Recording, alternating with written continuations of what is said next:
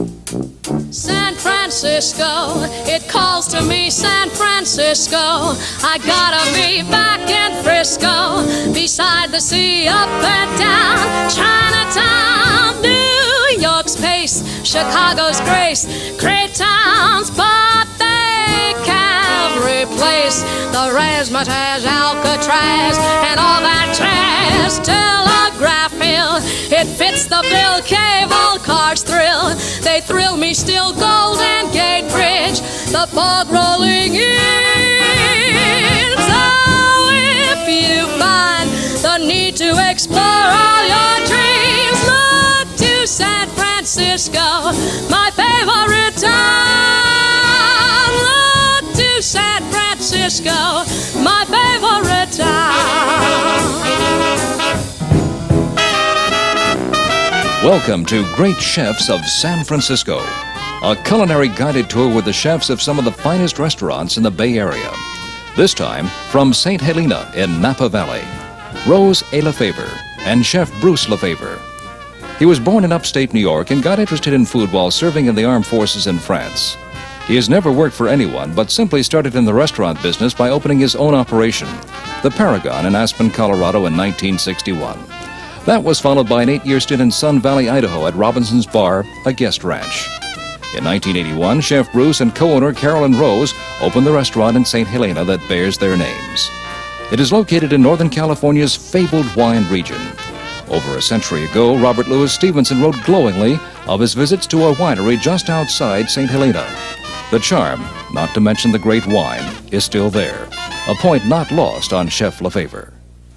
I always had my eye on California, specifically the Napa Valley, because having traveled in France and seen the wine regions there, I've always felt that the wine regions were a good spot for a good restaurant. Because I think people who enjoy good wine also enjoy good food, because the two go together. The Napa Valley is we're serious wine drinkers, and Cabernets and Chardonnays, which are all food wines.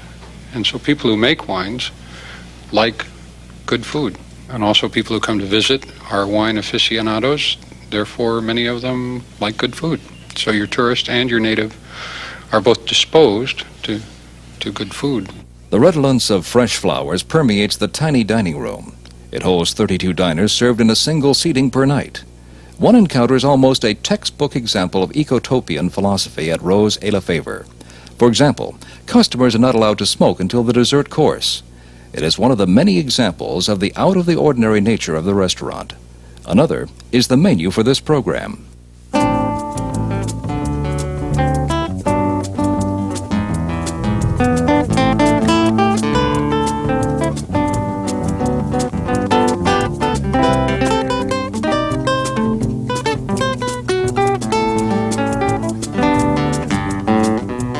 The first course is based on the straightforward preparation of a vegetable stock, highlighted by the luxurious and seemingly endless array of fresh vegetables that bless the region.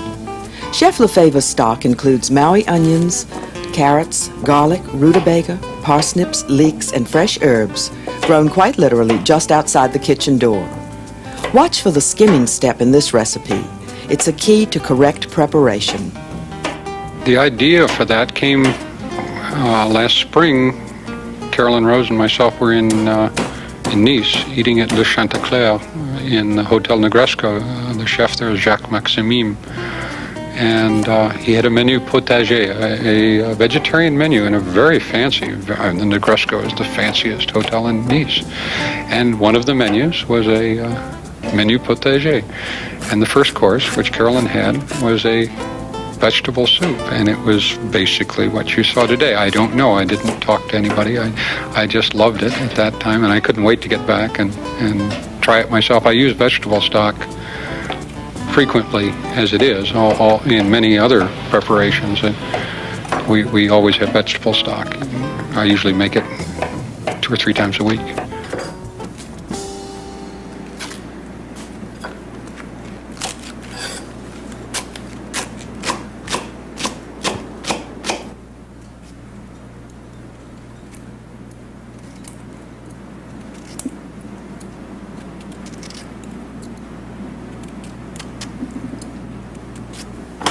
In California, fresh herbs are almost assumed.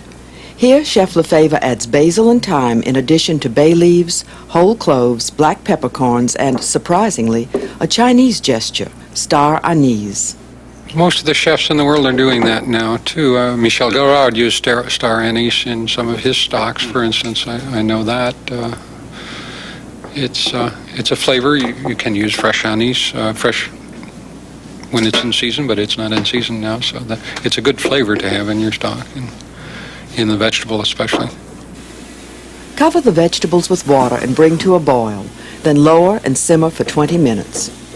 We make the vegetable stock, which is, if you've skimmed it carefully, fairly clear when you first strain it. But then in the reduction process, where you reduce it by another third, most of the impurities will rise to the surface in a scum. And when you very carefully remove those, you've got a fairly clear stock. It isn't perhaps as clear as a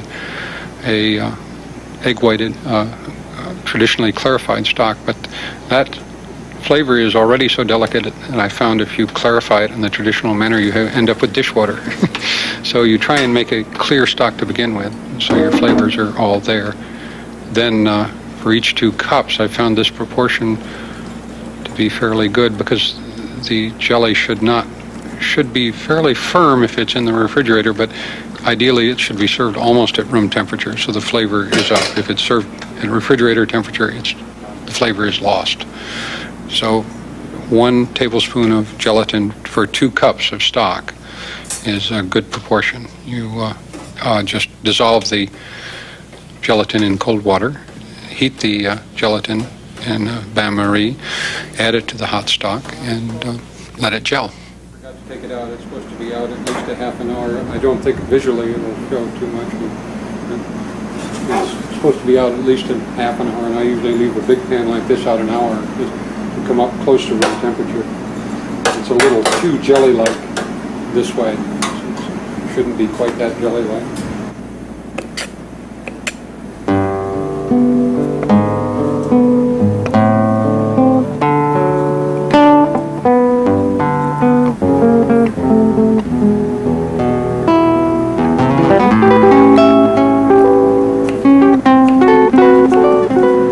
A final flourish of vegetable garnish anticipates the presentation. Incidentally, the unusual and indescribably delicious yellow pepper is imported from Holland.